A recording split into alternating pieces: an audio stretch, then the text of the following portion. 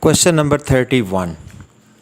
The center of the group of quaternion Q8 is of order 1, 2, 8, 4. Group of क्वाटर्नियन के centre का order बताना है। सबसे पहले देखिए सेंटर ऑफ ए ग्रुप क्या होता है।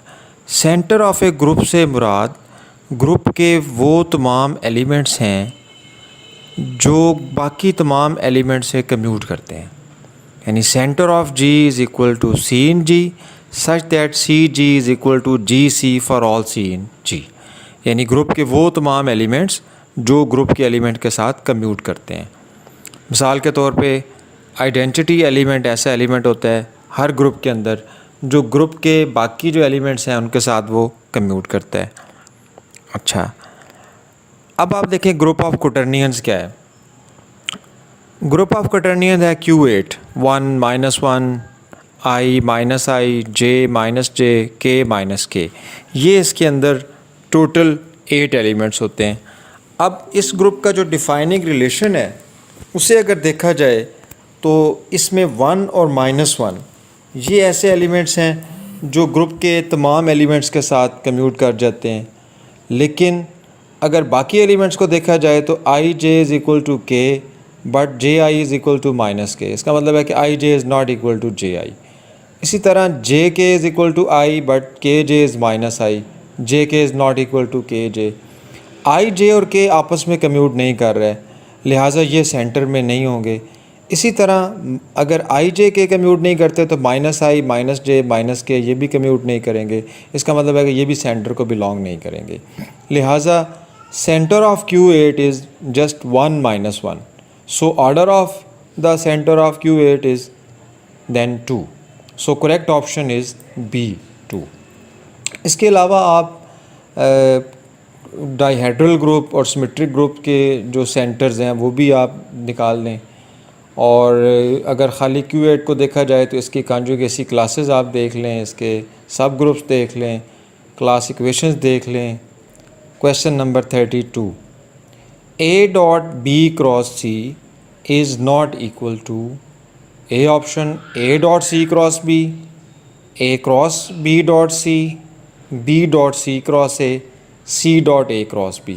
A dot B cross C scalar triple product है A, B और C का, और हमने देखना है कि ये इन 4 ऑप्शन में से किसके इक्वल नहीं होगा। अब स्केलर ट्रिपल प्रोडक्ट की प्रॉपर्टीज़ अगर देखी जाएँ, फर्स्ट प्रॉपर्टी ये है कि डॉट और क्रॉस आपस में इंटरचेंज होते हैं।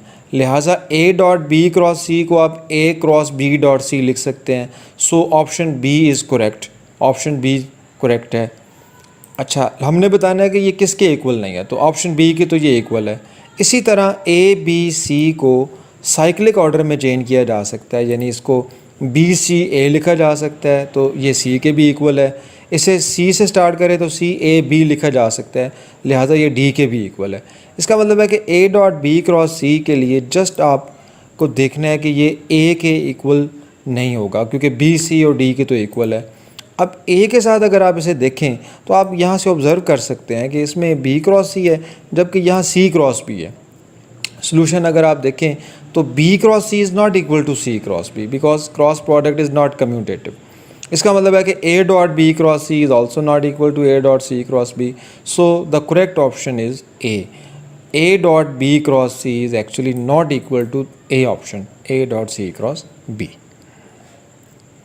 Question number 33. Let G be a group, then the derived group G prime is dash subgroup of G.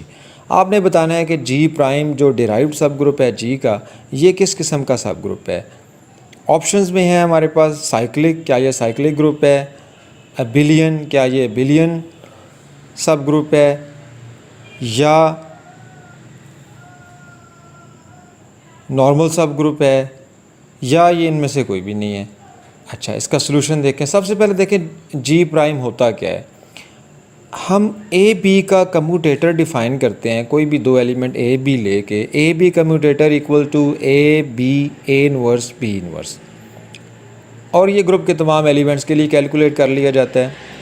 अगर ग्रुप अबिलियन हो तो फिर इस किस्म का जो एलिमेंट है A B A inverse B inverse, क्योंकि बी ए इनवर्स आपस में कम्यूट कर जाएंगे, ए इनवर्स कैंसिल हो जाएगा, बी इनवर्स कैंसिल हो जाएगा। अबिलियन ग्रुप की सूरत में ए बी कम्यूटेटर हमेशा ई के इक्वल आएगा।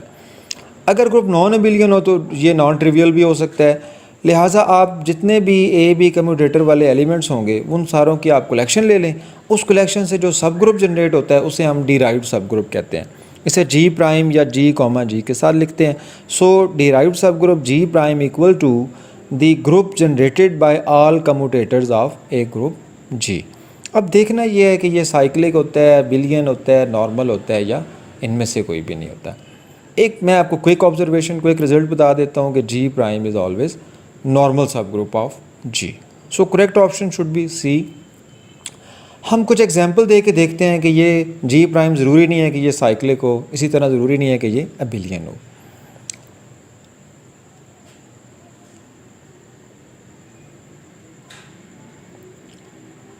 ए इज़ नॉट ट्रू, यानी डिराइव्ड सब ग्रुप जो है वो ज़रूरी नहीं होता कि वो साइक्लिक हो। उसकी एग्जांपल ये है कि अगर आप अपना ग्रुप ले लें A4 even permutations of degree 4, तो उसका डिराइव्ड सब ग्रुप होता है V4। अब V4 नॉन साइक्लिक ग्रुप है, एक ग्रुप है जिसके अंदर आइडेंटिटी के अलावा तमाम एलिमेंट्स जो हैं उनका ऑर्डर 2 होता है। अब इस ऑर्डर 4 का ग्रुप है, इसमें कोई ऑर्डर 4 के एलिमेंट नहीं, लिहाजा ये साइक्लिक नहीं हो सकता। सो डिराइव्ड सब group is not necessarily cyclic. इसी तरह अगर आप अपना ग्रुप ले लें SN, सिमेट्रिक ग्रुप या group of all permutations of n numbers, तो उसका डिराइव्ड सब ग्रुप AN होता है, the group of all even permutations.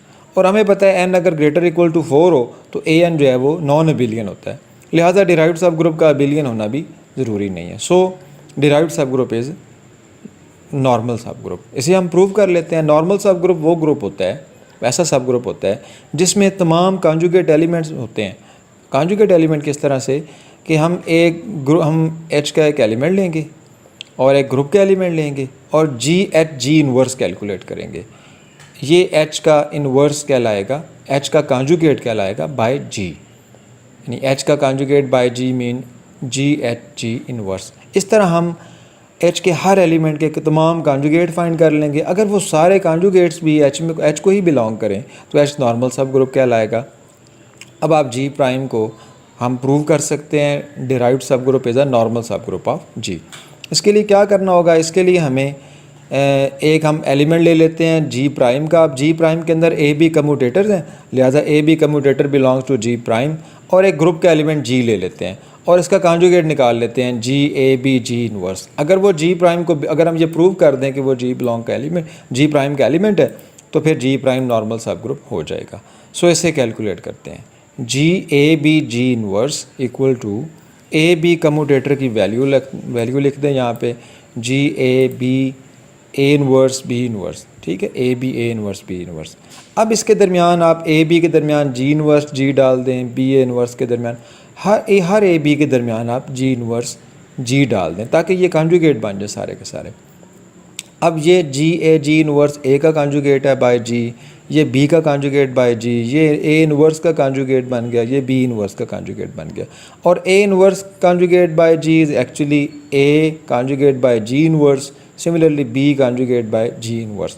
तो अब ये एलिमेंट जो राइट हैंड साइड है ये फिर दोबारा एक कम्यूटेटर बन गया है, A conjugate by G, B conjugate by G commutator. अब राइट हैंड साइड क्या है, ये कम्यूटेटर है और जितने भी कम्यूटेटर एलिमेंट्स होते हैं वो G प्राइम के एलिमेंट होते हैं। So right hand side is an element of G prime, so left hand side also belong to G prime, which shows that कि G प्राइम के अंदर उसके तमाम कॉन्जुगेट एलिमेंट्स भी हैं। इसका मतलब ये है कि G prime is normal subgroup. So hence this is the proof and so correct option is normal subgroup. Next question है, let G be a group then the factor group G by G prime is. अब factor group के बारे में बात करनी है। इससे पहले आपने देखा है कि G प्राइम G के अंदर नॉर्मल सब ग्रुप है। अगर कोई नॉर्मल सब ग्रुप हो तो उसकी मदद से हम फैक्टर ग्रुप डिफ़ाइन कर सकते हैं G बाय G प्राइम। अब देखना यह है कि ये जो G बाय G प्राइम है ये फैक्टर ग्रुप किस किस्म का है, क्या ये साइक्लिक है, क्या ये बिलियन है, नॉर्मल है, या इनमें से कोई ऑप्शन नहीं है। सबसे पहले देखें कि ये G बाय G प्राइम ये जो फैक्टर ग्रुप है ये किस तरह से डिफ़ाइन होता है। हम डिराइव्ड सब ग्रुप ले रहे हैं G प्राइम, जो कि हमने प्रूव किया है कि G में नॉर्मल है। फिर जी बाय जी प्राइम हम एक फैक्टर ग्रुप बनाते हैं। फैक्टर ग्रुप क्या होता है? Factor group is actually the group of all left और राइट को सेट्स ऑफ जी प्राइम इन जी। ये कलेक्शन हमने ले ली है लेफ़्ट को सेट्स की जी प्राइम के जी डैश जी बिलोंग्स टू जी। ये हमारे पास फैक्टर ग्रुप कहलाता है। अब ये क्योंकि ये ग्रुप है इसके अंदर कोई ना कोई बाइनरी ऑपरेशन होगा, इसके एलिमेंट्स जो हैं वो लेफ़्ट को सेट्स हैं, लिहाजा दो लेफ़्ट को सेट इस तरह से मल्टीप्लाई होंगे, A G prime into B G prime is equal to A B G prime एक बार आ जाएगा A B G prime, so that इन दो लेफ़्ट को सेट का जो प्रोडक्ट है ए बी जी प्राइम ये भी एक लेफ़्ट को सेट है, लिहाजा ये बाइनरी ऑपरेशन वेल डिफाइंड है। और अगर आप जी बाय जी प्राइम का आइडेंटिटी एलिमेंट देखना चाहें तो ये जो स्मॉल जी है इसकी जगह जी ग्रुप का आइडेंटिटी एलिमेंट ई ले लें तो e into G prime which is again G prime is actually the identity element of this factor group. तो ये फैक्टर ग्रुप है। हम प्रूव करने जा रहे हैं कि ये जो फैक्टर ग्रुप होता है जी बाय जी प्राइम ये हमेशा अबिलियन होता है। और ये बहुत ज़बरदस्त रिज़ल्ट है कि ग्रुप चाहे आपके पास नॉन अबिलियन ग्रुप है लेकिन जब आप उसके डिराइव्ड सेट के साथ फैक्टर ग्रुप बनाएंगे तो वो हमेशा अबिलियन होगा। अबिलियन के लिए हम यहाँ पे अपनी सहूलत के लिए जो क्राइटेरिया यूज़ कर रहे हैं वो ये है कि a group G is abelian if and only if A B commutator equal to identity element for every A B in G. लिहाजा हम अब जी बाय जी प्राइम को अबिलियन प्रूव करना है तो जी बाय जी प्राइम के दो element लेके आर्बिट्रेरी एलिमेंट लेके उनका हम कम्यूटेटर फाइंड करेंगे और उन्हें हम इस ग्रुप की आइडेंटिटी जो कि जी प्राइम है उसके इक्वल प्रूव कर देंगे। अब आप ये देखें ये दो एलिमेंट लिए हमने ए जी प्राइम और बी जी प्राइम, इनका कम्यूटेटर क्या होगा? This is equal to a G prime into B G prime into a G prime inverse into B G prime inverse. ये इनका कम्यूटेटर है ए जी प्राइम और b G prime का। पहले दोनों इटसेल्फ आ गए फिर इन दोनों के इन्वर्स आ गए। अब ये इन्वर्स किस तरह ओपन होगा? A G prime inverse is equal to A पे इन्वर्स आ जाएगा G prime as it is आएगा। इसी तरह बी जी प्राइम इन्वर्स में क्या होगा? बी पे इन्वर्स आ जाएगा G prime as it is आ जाएगा। तो इस तरह करके ये अब ये देखें ये चारों जो हैं लेफ़्ट को सेट हैं और लेफ़्ट को सेट किस तरह मल्टीप्लाई होते हैं? इस तरह मल्टीप्लाई होंगे कि जी प्राइम एक बार आ जाएगा और ये चारों एलिमेंट आपस में मल्टीप्लाई हो जाएंगे। अब ये जो चारों एलिमेंट हैं a b a inverse b inverse ये कॉन्जुगेट ये कम्यूटेटर है ए बी का। अब ए बी अब यानी ये ए बी कम्यूटेटर है, A B commutator G prime का एलिमेंट है। अगर एक ग्रुप के साथ उसका अपना एलिमेंट मल्टीप्लाई होता है ए जी प्राइम तो वो जी प्राइम के ही इक्वल आता है क्योंकि A H is equal to H if A belongs to G. So ये जो कम्यूटेटर ए बी कम्यूटेटर बना जब ये जी प्राइम से मल्टीप्लाई होगा तो answer is again G prime. अब आपने देखा कि हमने जी बाय जी प्राइम यानी फैक्टर ग्रुप के दो आर्बिट्रेरी एलिमेंट लिए उनका कम्यूटेटर फाइंड किया तो ये उस ग्रुप की आइडेंटिटी के इक्वल आ गया। और अगर हर दो एलिमेंट्स का कम्यूटेटर ग्रुप की आइडेंटिटी के इक्वल आ जाए तो इसका मतलब होता है कि वो ग्रुप अबिलियन है। लिहाजा G by G prime is an abelian group. So correct option is A. G by G prime is abelian. Next question है finite simple abelian groups are of order 4 prime power of 2 prime number. Question ये है कि अगर आपके पास एक finite simple abelian group है तो उसका ऑर्डर क्या हो सकता है? अगर आप ऑप्शन ए देखें तो 4 ये कंपोजिट नंबर है, ऑप्शन बी प्राइम नंबर की पावर यानी फ़र्ज़ करें 3 की पावर 2 9 तो ये कंपोजिट नंबर बन जाएगा। पावर ऑफ 2 फ़र्ज़ करें 2 की पावर 3 लें 8 तो ये भी कंपोजिट नंबर बन जाएगा। 8 डी ऑप्शन में है प्राइम नंबर यानी ए बी और सी तीनों कंपोजिट नंबर हैं और डी में है प्राइम नंबर। हम ये प्रूव करेंगे कि फाइनाइट सिंपल अबिलियन ग्रुप का ऑर्डर जो है वो कंपोजिट नहीं हो सकता। तो ये ए बी और सी ऑप्शन ख़त्म हो जाएंगे और डी ऑप्शन जो है वो आंसर आएगा। अच्छा सबसे अब आप ज़रा देखें ज़रा कि सिंपल ग्रुप होता क्या है। आपको पता है कि आइडेंटिटी एलिमेंट और ग्रुप इटसेल्फ ये दोनों हमेशा किसी भी ग्रुप के नॉर्मल सब ग्रुप्स होते हैं, इन्हें हम ट्रिवियल नॉर्मल सब ग्रुप्स कहते हैं। अगर इन दो के अलावा कोई और भी नॉर्मल सब ग्रुप हो ग्रुप का तो उसे हम कहते हैं नॉन ट्रिवियल नॉर्मल सब ग्रुप। सिंपल ग्रुप की डेफिनेशन उन्हीं की मदद से की जाती है। A group is said to be simple if it has no non-trivial normal subgroups. अच्छा अब क्वेश्चन में है फाइनाइट सिंपल अबिलियन ग्रुप। हम दो केसेस बना लेते हैं। पहले केस में हम फ़र्ज़ कर लेते हैं कि जी एक अबिलियन ग्रुप है कंपोजिट आर्डर का। अब कंपोजिट आर्डर का मतलब ये है कि इसके आर्डर और वन के अलावा भी इसका कोई ना कोई फैक्टर होगा। अब उस फैक्टर के करस्पॉन्डिंग इसका एक सब ग्रुप ज़रूर एग्जिस्ट करेगा, क्योंकि लैग्रांज थ्योरम अबिलियन ग्रुप्स के लिए होल्ड करता है। अब वो जो सब ग्रुप होगा, अबिलियन ग्रुप का हर सब ग्रुप नॉर्मल सब ग्रुप होता है। अब वो जो सब ग्रुप होगा वो नॉन ट्रिवियल नॉर्मल सब ग्रुप होगा। लिहाजा अबिलियन ग्रुप कंपोजिट आर्डर का होगा तो वो तो नॉन ट्रिवियल नॉर्मल सब ग्रुप रखेगा। इसका मतलब है कि भाई सिंपल ग्रुप नहीं हो सकता फिर वो। So finite simple abelian group के लिए उसका आर्डर कंपोजिट नहीं हो सकता। लिहाजा ऑप्शन ए, बी और सी तो हो नहीं सकते। केस 2 में अगर आप फ़र्ज़ करें कि आपका जो अबिलियन ग्रुप है उसका आर्डर प्राइम नंबर है, तो उसके दो ही फैक्टर होंगे, 1 या p। अब एक प्राइम नंबर अगर किसी ग्रुप का आर्डर प्राइम नंबर है तो उसका तो कोई भी नॉन ट्रिवियल सब ग्रुप हो ही नहीं सकता। उसके तो दो ही सब ग्रुप होंगे, या आइडेंटिटी को कंटेन करने वाला सिंगलटन या ग्रुप इटसेल्फ। अब क्योंकि इसके कोई भी नॉन ट्रिवियल सब ग्रुप नहीं होगा तो लिहाजा कोई भी नॉन ट्रिवियल नॉर्मल सब ग्रुप तो हो ही नहीं सकता। लिहाजा अगर कोई अबिलियन ग्रुप, कोई finite abelian group prime order का होगा तो वो हमेशा सिंपल ग्रुप होगा, क्योंकि उसका कोई भी non trivial normal subgroup possible नहीं है। लिहाजा correct option is D. Question number 36, set of integers z is a field are a group under multiplication, integral domain are a division ring. इसका solution देख लें। Set of integers not a, option A नहीं हो सकता। Set of integer is not a field.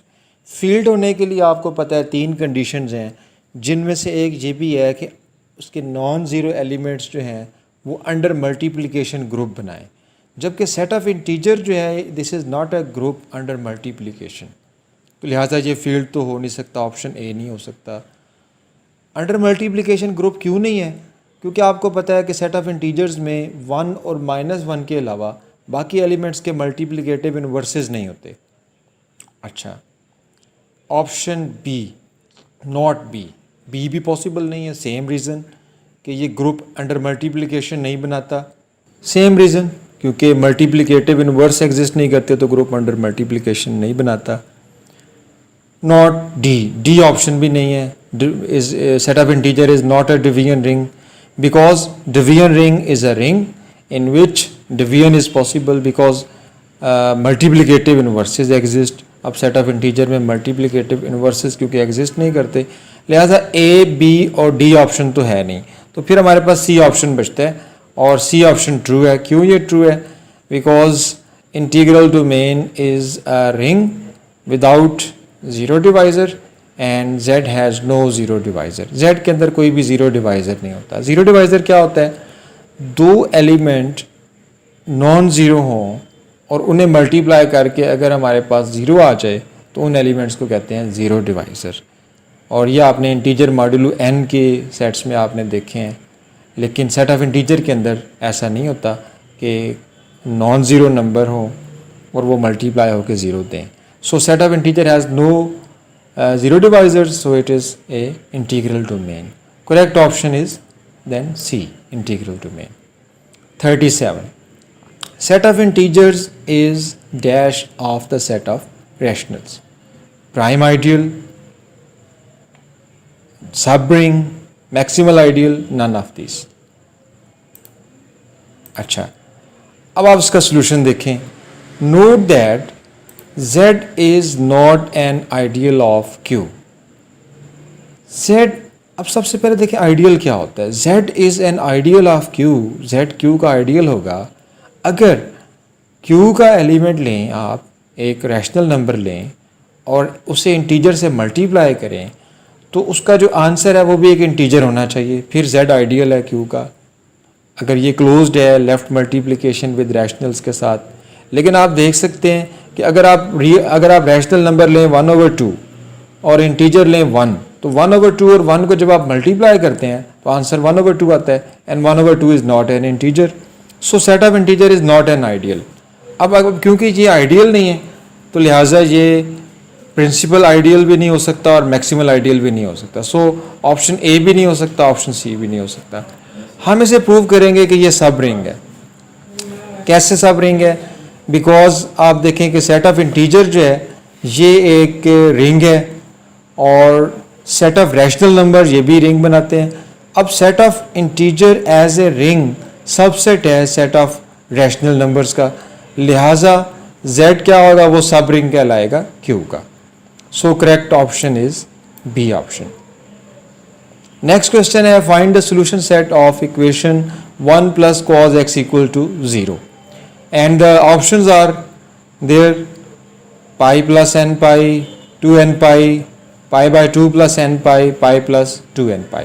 इसको हम solve कर लेते हैं। 1 plus cos x equal to 0, this implies cos x equal to -1। अब कॉस x की वैल्यू आपने देखना है कि -1 कब होती है। आप देखें कॉस की वैल्यू पाई पे -1 होती है और इसी तरह फिर 3 पाई पे -1 है, फिर 5 पाई पे -1 है। इसका मतलब है कि अगर आप पाई का ऑड मल्टीपल लें तो कॉस की वैल्यू -1 होगी। So x equal to odd multiple of pi, 2n plus 1 pi, where n is an integer. So इसे आप लिख सकते हैं पाई प्लस 2n पाई। अगर आप ऑप्शन में देखते हैं so it is D option. Correct option is D, odd multiples of pi. 39 non-zero elements of a field form a group under addition, multiplication and then subtraction then division। आपने बताना है कि अगर कोई फील्ड होता है तो उसके नॉन ज़ीरो एलिमेंट कौन सा ग्रुप बनाते हैं, एडिशन का, मल्टीप्लिकेशन का, सब्ट्रैक्शन का या डिवीजन का। अच्छा, ऑप्शन हम शुरू करते हैं। पहले तो स्ट्रेट फॉरवर्ड इसकी डेफिनेशन है, ऑप्शन बी मल्टीप्लिकेशन, क्योंकि फील्ड की डेफिनेशन में ये आता है कि by definition of a field non zero elements of a field form a group under multiplication. So option B is correct. बाकी ऑप्शन पे अगर आप देखें ए, सी और डी के बारे में, तो ऑप्शन ए एडिशन तो पॉसिबल नहीं है, क्योंकि जब नॉन ज़ीरो एलिमेंट है इसका मतलब है कि भाई ज़ीरो एलिमेंट उसमें नहीं होगा। जब ज़ीरो एलिमेंट नहीं होगा तो एडिटिव आइडेंटिटी नहीं होगी, लिहाजा अंडर एडिशन तो वो ग्रुप बन नहीं सकता। सी ऑप्शन सब्ट्रैक्शन का अगर आप देखें तो सब्ट्रैक्शन में एसोसिएटिव लॉ होल्ड नहीं करता। 1 माइनस 2 माइनस 3 करें तो आपके पास आंसर 2 आएगा, लेकिन अगर आप 1 माइनस 2 माइनस 3 करते हैं तो आपके पास आंसर -4 आएगा। अच्छा, इसी तरह अगर आप डी को देखें तो डिवीजन का ऑपरेशन जो है वो भी एसोसिएटिव नहीं होता। अगर आप 1 को डिवाइड करें 2 डिवाइडेड बाय 3 से तो ये 3/2 बनता है, लेकिन अगर आप 1 और 2 को पहले डिवाइड कर लें उसको फिर 3 से डिवाइड करें तो ये 1/6 होता है। So only one possible option is multiplication and this is by definition of a field. Question number 40, let Q be the set of rational numbers, then Q square root 3 which is equal to A plus B square root 3, A, B are rational numbers, is a vector space over Q with dimension। ये एक vector space है, ए B square root 3, A B rational numbers हैं। Field यहाँ पे set of all rational numbers होगा because A B belong to set of rational numbers. आपने बताना है इसकी डायमेंशन 1 है या 2 है या 3 है या 4 है। इसका सोल्यूशन देखें। पहले तो क्विक रिस्पॉन्स देखें। आप देखिए इसमें ए और बी दो रैशनल नंबर, फील्ड के 2 एलिमेंट यूज़ किए जा रहे हैं। कम से कम 2 एलिमेंट आपको, बल्कि आप कह लें एग्जैक्टली 2 रैशनल नंबर लेके आप इस फील्ड के आप इस वेक्टर स्पेस के एलिमेंट बना सकते हैं। इसका मतलब है कि क्विक रिस्पॉन्स आप दे सकते हैं कि इसकी डायमेंशन 2 होनी चाहिए। अच्छा, अदरवाइज इन डिटेल आप देख लें, हम प्रूव कर लेते हैं कि 1 और स्क्वायर रूट 3 इसकी बेसिस बनाते हैं। To prove that 1 square root 3 are linearly independent, put a plus B square root 3 is equal to 0।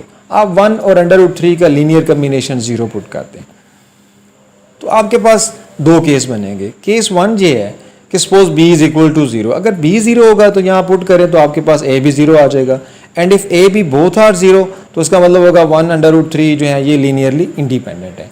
अच्छा, अगर b नॉन ज़ीरो है, अगर b नॉन ज़ीरो है तो फिर आप इसको इस तरह लिख सकते हैं b square root 3 is equal to minus a। अब b क्योंकि नॉन ज़ीरो है we can divide by b, so square root 3 is equal to minus a by b। अच्छा, अब लेफ्ट हैंड साइड एक इर्रेशनल नंबर है स्क्वायर रूट 3, जबकि राइट हैंड साइड पे 2 रैशनल नंबर a और b हैं। अब हमें पता है कि एक इर्रेशनल नंबर जो होता है वो 2 रैशनल नंबर्स के कोशेंट की फॉर्म में नहीं लिखा जा सकता, इसका मतलब ये है कि भाई this is a contradiction to that B is not equal to zero.